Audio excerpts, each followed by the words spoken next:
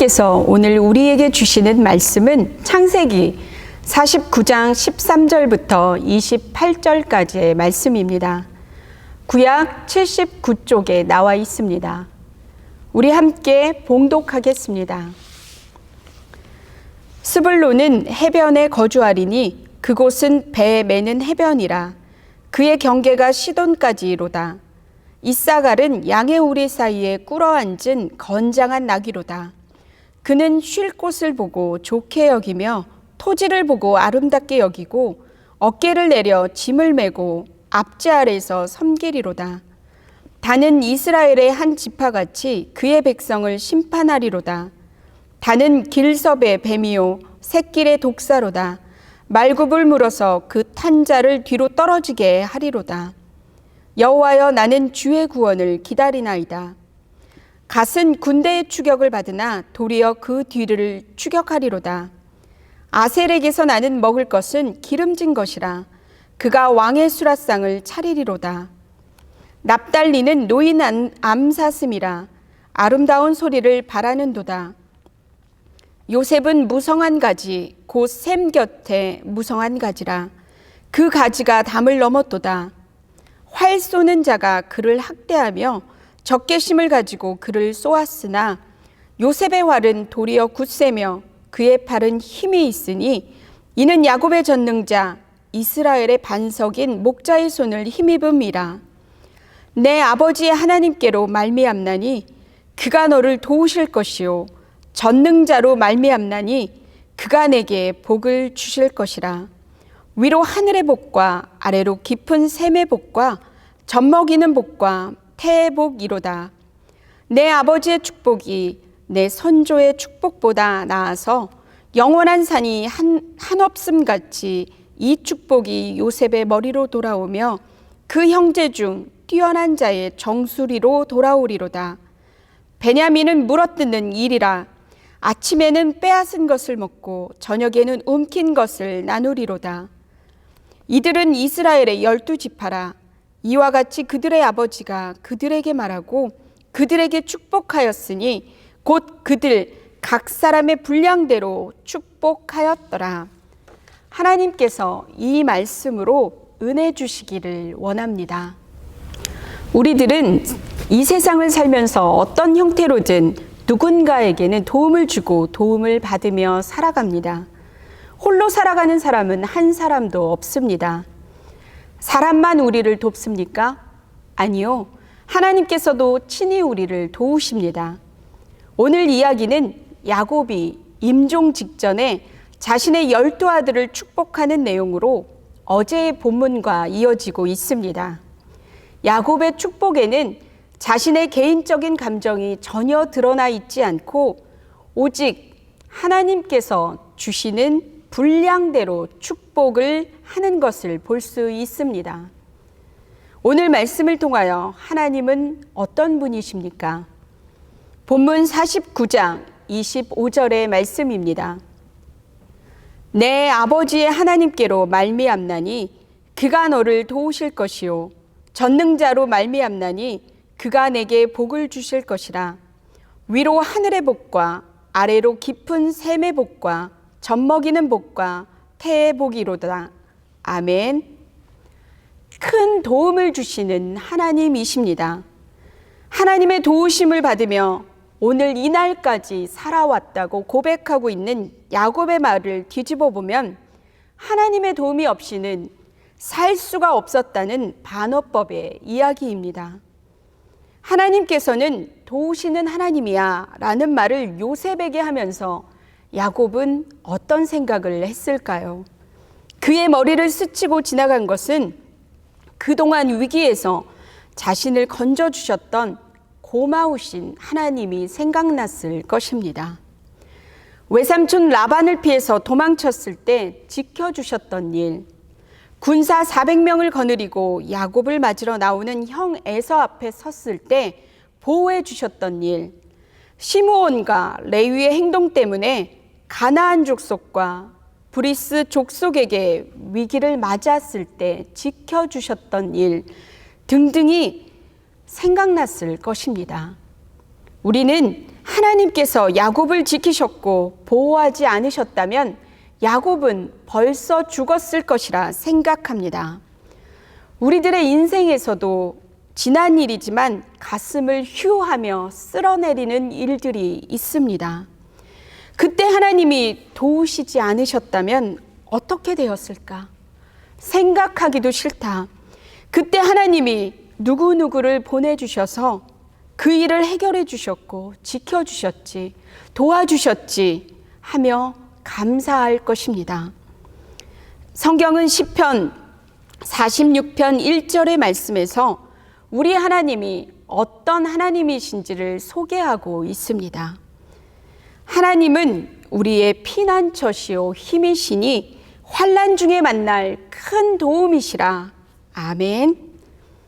우리 하나님은 피난처가 되어주시고 힘이 되어주시고 환난을 당했을 때에는 도움이 아니라 큰 도움을 주시는 분이십니다. 오늘 하나님의 도움이 필요하십니까? 피할 처소가 필요하십니까? 그렇다면 주님의 날개 그늘 아래 피하시는 은혜로 살게 되는 저와 여러분이 되길 바랍니다. 야곱은 요셉을 생각하며 세 가지의 축복을 하고 있습니다. 첫 번째 복은 위로 하늘의 복입니다. 하늘의 복은 적절한 시기에 내리는 적절한 양의 비, 알맞은 일조량과 온도, 이슬과 적당한 바람 등 자연의 혜택을 말합니다. 고대 유목사회에서 자연의 축복은 정말 중요합니다. 두 번째는 아래로 깊은 샘의 복입니다.